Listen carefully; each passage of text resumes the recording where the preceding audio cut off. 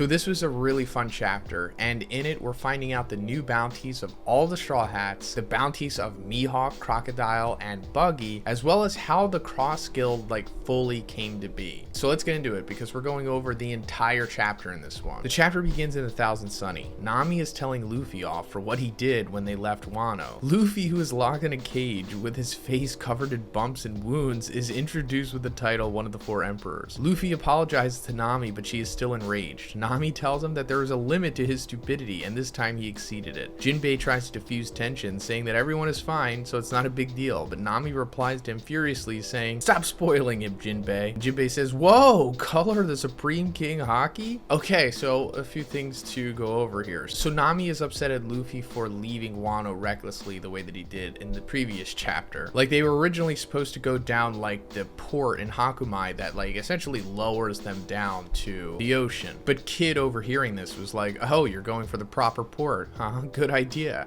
It's so safe and secure. Just right for a couple of losers." And that like angered Luffy and Law, so they kind of just followed Kid's lead, and they all just wound up diving off of like the cliffs of Wano into the ocean. And as for Jinbei saying that Nami has Conqueror's Haki here, I don't think he literally means that. Pretty sure it's just a joke here, or at least I'm pretty sure this is just exclusively a joke. I mean, there is the off chance that Nami randomly has Conqueror's Haki, and if she does, I really wouldn't care. I'd actually kind of be on board with that because why not? We're coming to the end here. Just give them all something stupidly broken that they have no business having anyway, but pretty sure she doesn't have it. Hey, also guys, if you like my One Piece content, please subscribe if you haven't already. It's fine if you don't want to, but if you just need a reminder, here you go. Thanks. Chopper warns Jinbei that he shouldn't get close to Nami when she's angry. Frankie is proud of the Sunny because despite having fallen from that height, it only has a broken yard. So that's interesting. The yard is like the piece that holds up the sail. So I guess this is broken on the Sunny currently, and this is being pointed out for a reason for sure, because I think it's going to come back into play later on. Whenever the Sunny is damaged in this series, it's always had like some kind of significance that comes back, whether it be for like something good or bad. A news coup gives the newspaper to Robin, who tells everyone that their new bounties are out.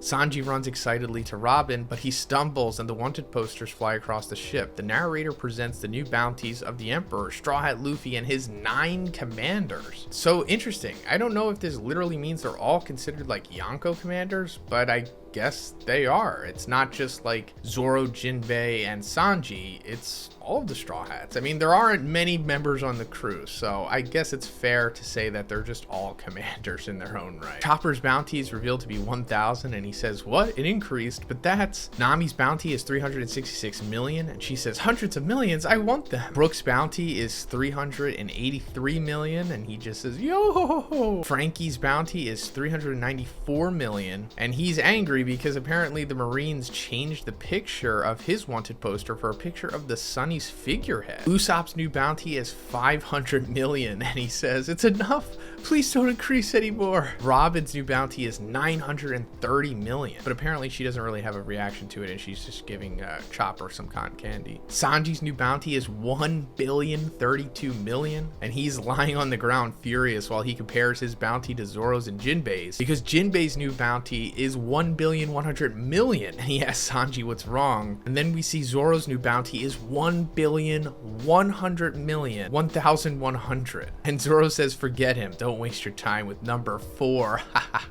And then of course we know that Luffy's new bounty is 3 billion at this point, and he's like, "I'm sorry, please let me out, I'm starving." But yeah, these are the new bounties of the Straw Hats, and my initial like excitement and hype has pretty much worn off at this point because we went over all of this stuff in my spoilers video from yesterday. But I'll just say that I'm pretty satisfied with pretty much all of them. I mean, yes, of course they could be higher, but I'm just really appreciative more so of Zoro, Jinbei, and Sanji's bounties, to be honest, because that's what I ultimately really wanted for them coming out of Wano. So just seeing it actually happen is pretty satisfying, and I'm pretty on board with the rest of the Straw Hat bounties as well. Like, I like that Usopp has 500 million. It's in line with what's going on with him overall, especially since his development in Dressrosa. And I like Robin's new bounty because, you know, she's finally getting a bounty that is worthy of her. Of course, not because of her strength, but because of what she represents as a threat to the world government, with her being a survivor of Ohara, all of the insane forbidden knowledge that she has, and of course being able to read the poneglyphs. Cut to the outside of Karai Bari Island. Cross Guild subordinates still cannot believe that their chairman has been able to recruit new pirates like Crocodile and Mihawk. However, things inside the big top are very different. The narrator introduced Buggy as one of the 4 emperors. We see that Buggy is crying and begging for his life. His face is covered in bumps and wounds. He also has some broken teeth. Crocodile and Mihawk are sitting on the chairman's couch. Crocodile is grabbing Buggy's head while Mihawk points Buggy with his sword. Buggy's body is lying on the ground. Buggy begs to forgive him and that he will do anything for them, even lick their shoes. Crocodile and Mihawk talk to him. Crocodile says the Cross Guild is supposed to be an organization founded by me and Hawkeye. Why the heck are you the chairman now, Buggy? And Mihawk says, you're probably the first and last person to become an emperor at the cost of a simple apology. Give up your life if you really mean it. Crocodile says that the word embarrassed is not enough to describe his feelings right now. Buggy asks them again not to kill him, and Mihawk says that's not negotiable. Galdino adulates Crocodile, telling him that it's an honor to work for him again after so long. Buggy confronts Galdino, saying if he's going to betray him, and Galdino tells Buggy that he never became a subordinate. Moji, Kabaji, and Alvida see Buggy is finished, so they think they must follow Crocodile now. A little flashback starts to the moment when the Marines surrounded Paraigana Island where Mihawk lived. Crocodile called Mihawk by Denden Mushi while Mihawk was gathering up his things to switch his base. Crocodile proposed to him that they should work together now that the warlords disappeared. Crocodile said, you know that's not a bad deal. If you and I work together, we will have an organization that even the Marines will watch out for. You're the man they called Marine Hunter. Also, we're very similar when it comes to being careful with whom we trust. And Mihawk doesn't really say anything in return. So that's really interesting. Apparently Mihawk's previous moniker was the Marine Hunter.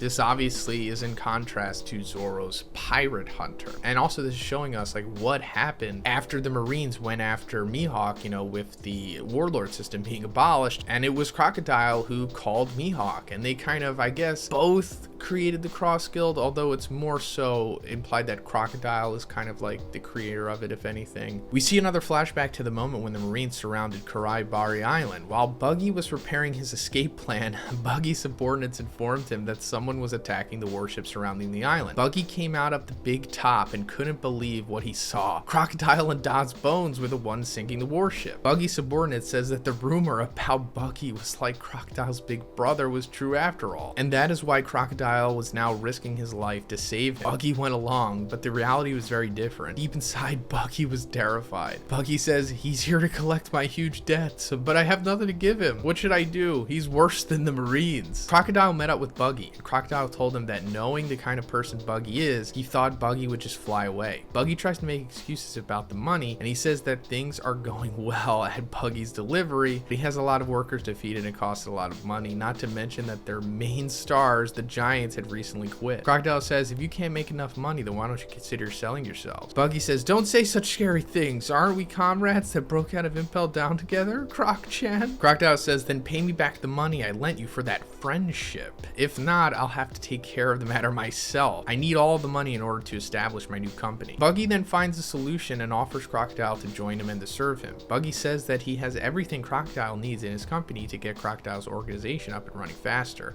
and Crocodile can use all for free. Buggy will also pay his debts with his work. So yeah, that's it. That's how Buggy was saved after he was being tracked down by the Marines after the warlords broke up. And it's just a fortunate coincidence, which is like the recurring theme with Buggy. And that's not the only fortunate coincidence for Buggy, as we'll find out later on in this chapter. But yeah, Buggy apparently had a huge debt to Crocodile. Back to the present, Crocodile looks at Buggy very angry as he holds up the Cross Guild poster with his hook. Crocodile says, and after all we talked about, this is the poster you spread out all over the world? You look like someone important on it, Mr. Chairman. Buggy says, it's all a misunderstanding. I really didn't mean it like that. Crocodile says, then what does this mean? And Buggy says, my workers did it. They have a lot of respect for me. I was shocked too. We see a small flashback of what had happened with the posters. Buggy says, what have you done with the posters? And one of Buggy's subordinates says, oh, Chairman, I made you look the coolest of the three. And they have been delivered to every corner of the world. Cut to the Navy headquarters. Brand New is holding an emergency meeting. Brand New talks about about Buggy, saying that he is not only the mastermind behind the Impel Down incident, he was also a member of the Pirate King's crew and is said that he's a pirate that even rivals Red Hair of the Yonko. Brand New adds that Buggy's charisma managed to get Crocodile to help him when the warlords were eliminated. On the other hand, they have been able to confirm the relationship between Crocodile and Mihawk by listening to some conversations between them. Their marine hunting movement has attracted a lot of dangerous people from the underworld, so the Cross Guild is an organization that can be a huge threat to them. So yeah, Buggy's hype here and him becoming a Yonko and being implied to be the leader of the Cross Guild is all just a big funny misunderstanding that was hilariously made by one of Buggy's subordinates who are like in love with him, of course. It ultimately wasn't what Buggy even wanted. Brand New reports the bounties of these 3 pirates, and he says, Sir Crocodile, former member of the warlords and Logia user with great intelligence and charisma, 1,965,000,000. So this is like a massive glow up for Crocodile here, because I'm pretty sure his previous frozen bounty was like 81 million. And I'm loving this personally. I really like Crocodile. I like how he has altered in character since Impel Down, but this raises a huge question. It's like, is he strong enough to have a bounty like this? I mean, he has the notoriety now, of course, but like strength wise, can he like compete against someone with like close to a 200 billion bounty? And to be honest, we don't really know. We've only seen like a few panels of him post time skip, so the verdict is still out on him, to be honest, but I wouldn't be surprised if he is like strong enough to have 1.9 billion. Like maybe he did some training post time skip, or Oda was just like, I'm just gonna make him strong enough because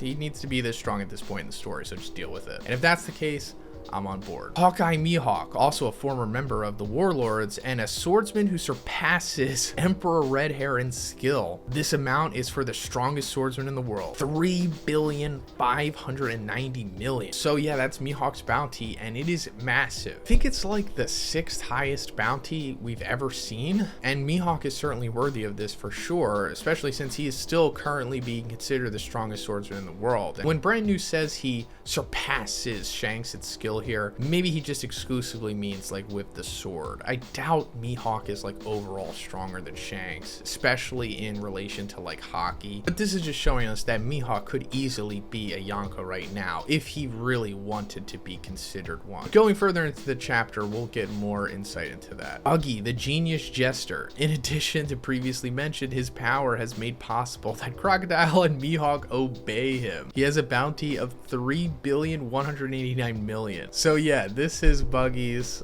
absurdly high bounty, which of course he has no business having, but as we've gone over in this chapter, you know, things are getting out of control at this point. But it also makes you wonder, like, what would Buggy's like real bounty be? And I'm not even sure if it would even crack like 100 million at this point. Back to Karai Bari Island. Crocodile is tired of talking, so he's about to finish off Buggy, who is still begging for his life, but Mihawk starts talking. He says that maybe it's not a bad idea to give Buggy all the glory. Mihawk is not interested in being an emperor. He just wants to live peacefully. Crocodile asks if he's serious, and Mihawk tells Crocodile that they can use Buggy to get all the attention and they can do whatever they want in the shadows. Crocodile tells him that he's right. So that makes sense to me for sure. And we're finding out here that Mihawk, you know, like I said, could easily be a Yonko, but he just doesn't want to be. It actually does really make a lot of sense for them to just have Buggy as the mascot so that they can work in the shadows. So this is great. And also this is just another hilarious, fortunate turn of events for Buggy that allows him to survive.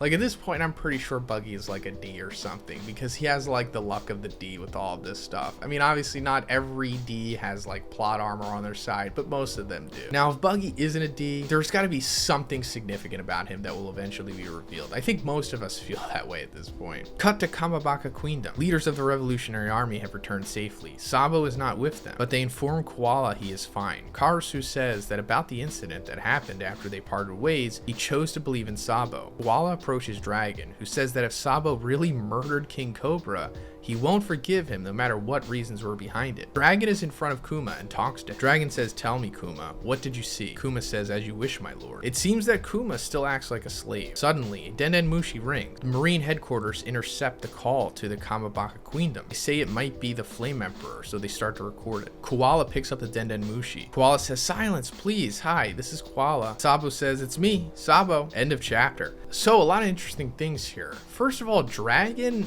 is like not completely dismissing that Sabo killed Cobra, I would assume that he would just think immediately that like, oh, this is just BS. Of course Sabo didn't kill Cobra. Unless there's actually a chance that Sabo did. Because at this point, I guess the hardcores of us, more or less, are led to believe that it was like the Gorosei that killed Cobra, right? And they're framing Sabo for it. But maybe now there's like a chance that Sabo did kill Cobra, but if he did, maybe it was like an accident or something. But I don't know. I just, it's hard to believe that Sabo killed Cobra, but maybe. But the Marines are wiretapping this Denden Mushi and listening to this conversation, which it was, you know, said that they did to Crocodile and Mihawk previously. So interesting stuff going on here. But that's pretty much it for the video today, guys. Let me know what you think about all of this stuff and this chapter in the comments. And if you liked it, please give it a like and please subscribe if you haven't already. Have a great day, and I'll see you in the next one.